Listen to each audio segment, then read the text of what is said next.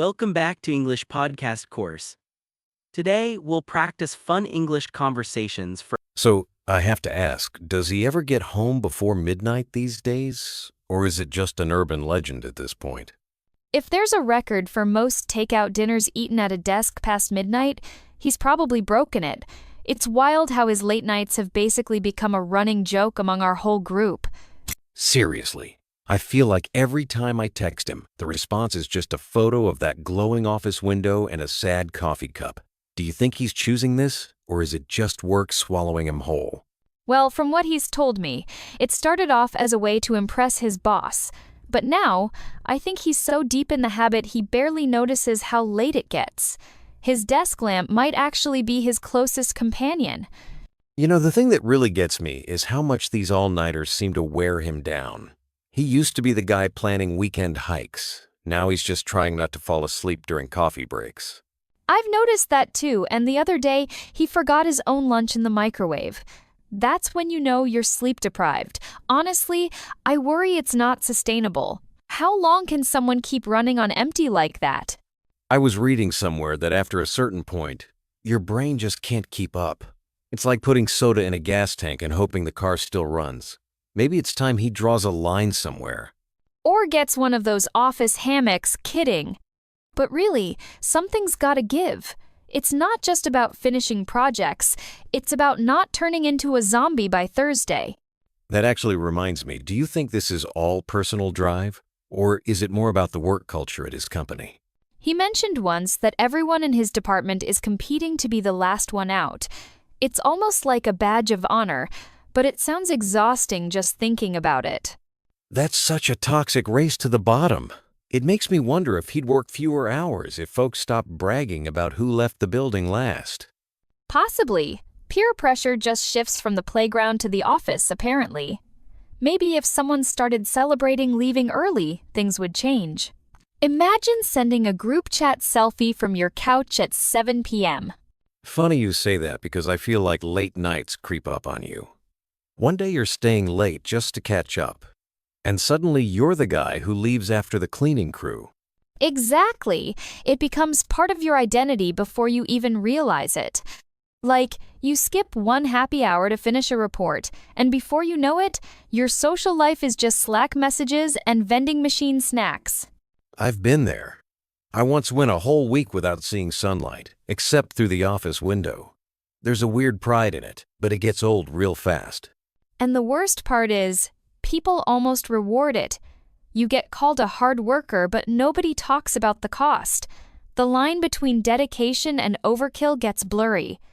So, what's the escape route here? Is it just about setting boundaries, or does it take a full-on job change?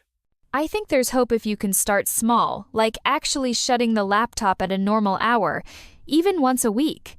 It sounds simple, but breaking the pattern is tough. Maybe he needs a work buddy who texts him at 7 p.m. and says, "Go home." Sometimes a little outside pressure helps more than any self-imposed rule. I love that idea. Plus, the more people see it's possible, the more it becomes normal. No one wants to be the last one out forever, not even him, I bet. Let's just start with the obvious when she steps up to the microphone. The entire room just hushes. Have you ever felt an audience collectively hold its breath like that? There's something electric about those moments. The first time I heard her live, I actually got chills. It's not just her hitting the notes, it's the emotion she brings, like every lyric means something personal to her. Totally. She doesn't just sing. She kind of transports you. I remember looking around and seeing people with tears in their eyes. And it wasn't even a sad song. That's the magic, isn't it? Her voice somehow wraps around you, big or small venue. You feel like she's singing just for you. It's wild how rare that is. It's not just her voice, though she brings such a presence. The way she moves, how she looks at the crowd, it's like she's putting on a show beyond just singing. You know, her stage presence is almost like storytelling. Every gesture, the way she holds the mic, it all draws you in. I saw her once just stand there, no fancy lights, nothing, and it was more gripping than some big productions. I love that you say that. It almost feels like she's inviting you onto the stage with her, even if you're stuck in the last row. There's this authenticity that makes you lean in, you know? Absolutely, and she doesn't overdo it. Some performers go for theatrics, but she's just so grounded. That connection is why people keep coming back. That actually reminds me, I've always wondered how she packs so much emotion into every song. Do you think it's just natural talent, or is it something she's worked at? What surprises me most is her consistency. It feels natural, but I bet it's a mix. I've read interviews where she talks about channeling real-life experiences into her performances. Maybe that's what we're hearing. Oh, like when she sings about heartbreak, you really believe she's been there. Even the happier songs have this undercurrent of vulnerability. Exactly. I think that vulnerability is what makes her so relatable. She's not afraid to show the cracks, and we all get to feel something big because of it. Funny you mentioned feeling something big. Have you noticed how she actually seems to get energized by the crowd? Like, the louder the applause, the more she lights up. Oh, the feedback loop. It's amazing to watch. When the audience is with her, she just soars. I once saw her laugh mid-song because someone shouted her name, and it just made the experience even more personal. That's so true. Her chemistry with the audience kind of raises the energy in the whole room like a mutual adrenaline rush. And it goes both ways. When she's having fun, everyone loosens up. It's like a contagious joy that spreads from the stage to the back row. After all that, it's no wonder her performances stick with people. I've had her songs running through my head for days after seeing her live. Me too. There's this lingering feeling, like you've just witnessed something rare. It's what keeps fans talking about her shows long after the lights go up. It's almost like she gives everyone a little piece of that magic to take home. Makes you want to buy a ticket the second she announces a new date. And that's the mark of a true performer, isn't it? Not just someone who sings beautifully on stage, but someone who leaves you changed, even just a little bit. Honestly, sometimes the weirdest little things just crack me up. Like, you know when someone says something so unexpectedly hilarious that you just lose it? Oh, for sure. I've definitely been there. Sometimes it's a random comment in a meeting or a friend's offhand joke, and I'm trying so hard not to laugh out loud, but it's impossible. Exactly. And then you get that awkward moment where you're the only one giggling and everyone else is just looking at you, totally confused. That's the best, well, or maybe the worst, depending on your embarrassment levels.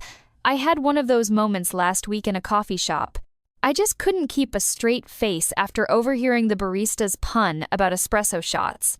Espresso puns always get me. But yeah, isn't it funny how humor can just sneak up on you? You think you're having a totally normal day, and then bam, something ridiculous happens. It's almost like our brains are waiting for an excuse to let loose. Like, one minute I'm stressed about work, and the next I'm giggling because my cat tried to fit into a cereal box. Oh, cats and boxes, classic combo. But I do wonder sometimes, why do the smallest things end up being the funniest? Maybe it's because we need those little bursts of joy. I mean, life can get so serious, so when something silly pops up, it's like a mini vacation for your brain. That mini vacation feeling is real. And then there's the magic of sharing a laugh with someone. Doesn't it just make the moment 10 times better? Totally, it's like an instant connection. I've bonded with total strangers over a dumb joke or a meme. Suddenly, you're both in on the same joke, and it just breaks the ice. That actually reminds me of a time I was at a bus stop and someone's ringtone was a chicken clucking, and the whole line just lost it. We all ended up chatting afterward, like we'd known each other for years. Those random moments are the best. It's proof that humor doesn't care about age, background, or anything. If it's funny, it's funny. Speaking of funny, sometimes the best punchlines are the ones you never see coming. They just hit you, and suddenly your whole perspective flips. Completely agree. And sometimes it's not even about the joke itself, but the timing. Like, someone says something so deadpan out of nowhere, those get me every time. And don't forget about accidental humor. Like when someone means to say something serious, but it comes out all wrong, and everyone bursts out laughing. Last week, we got stuck on a Zoom call because someone's kid yelled, "Dad, the Wi-Fi monster is back." That stole the entire show. I'm still laughing about it. See, that's the kind of story you never forget. Funny moments just stick with us, don't they? They totally do. I think our brains are wired to hold on to joy. Like, years later, you might not remember what you had for lunch, but you'll remember the time you snorted coffee from laughing too hard.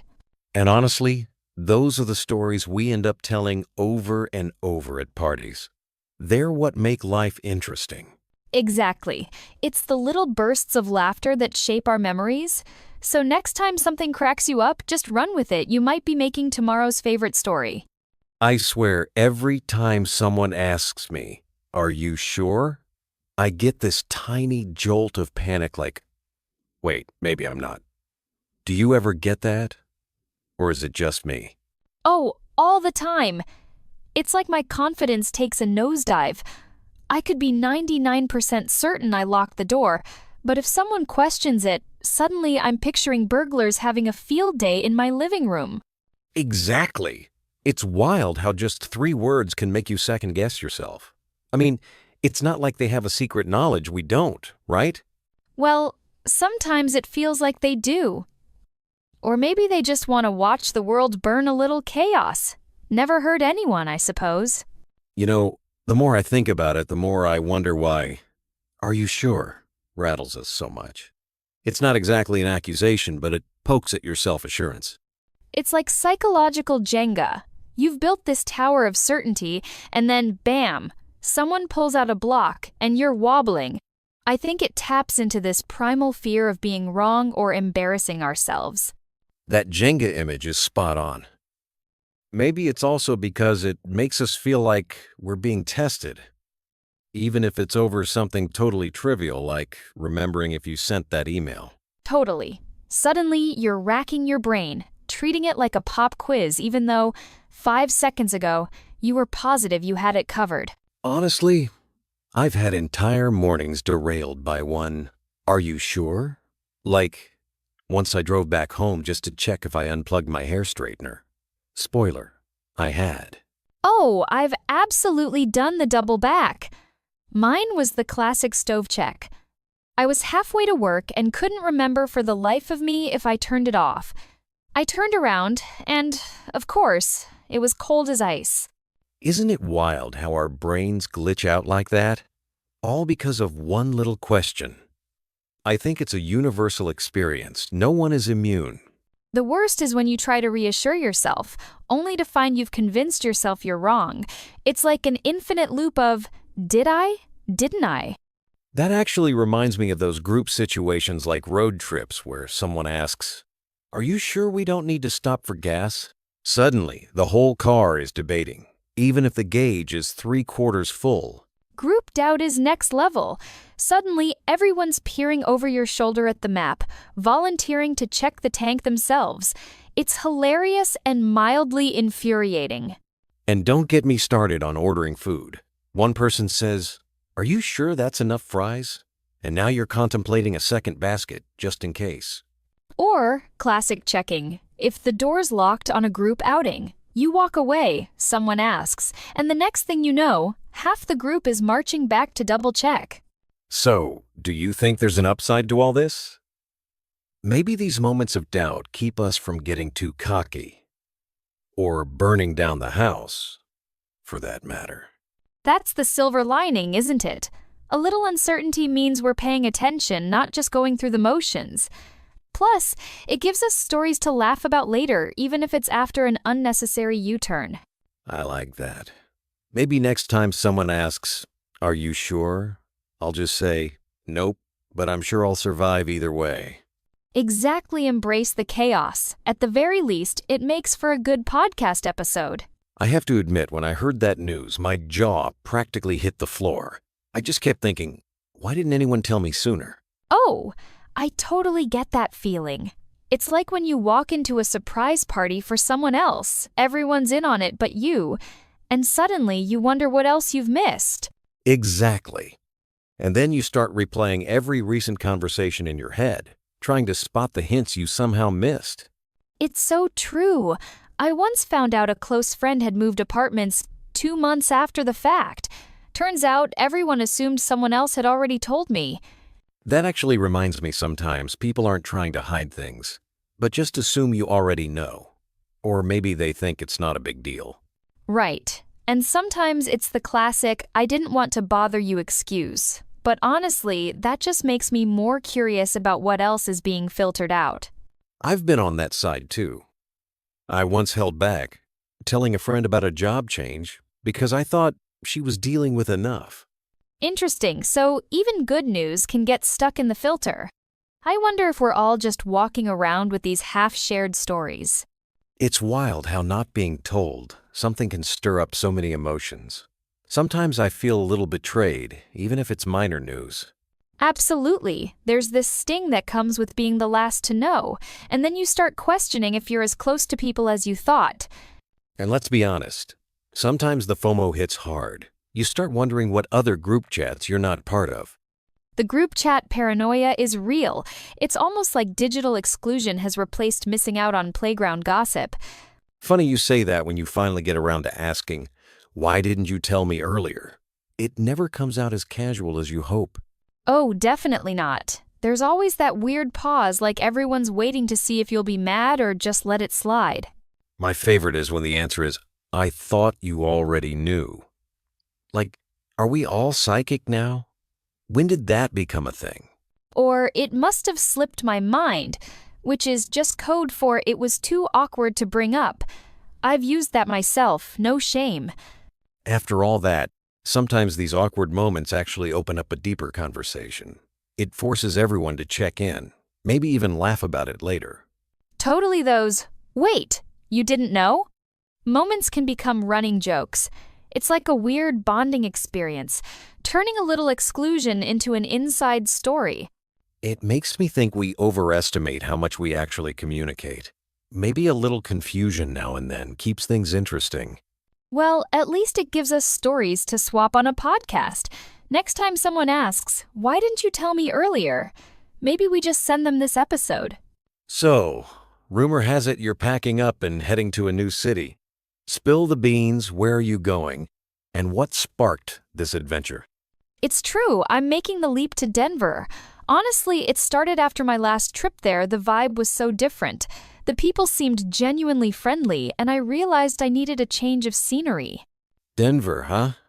That's a solid pick. I've always heard the food scene there is underrated, too. Are you excited? Or is the packing just making you question every life decision? Packing is a whole emotional roller coaster. I found stuff in my closet I forgot I owned. But the excitement beats out the chaos. Plus, I'm secretly looking forward to reinventing my daily routines. Leaving your comfort zone like that takes guts. Was there a moment when you realized, yep, it's time to go? Or did it just build up slowly? There was definitely a gradual build-up, but I'd say the tipping point was realizing my weekends felt repetitive. I wanted that sense of discovery back, you know? It's weird how routine can sneak up and numb you a bit. Totally get that after a while, every coffee shop starts to look the same and your commute becomes this autopilot blur.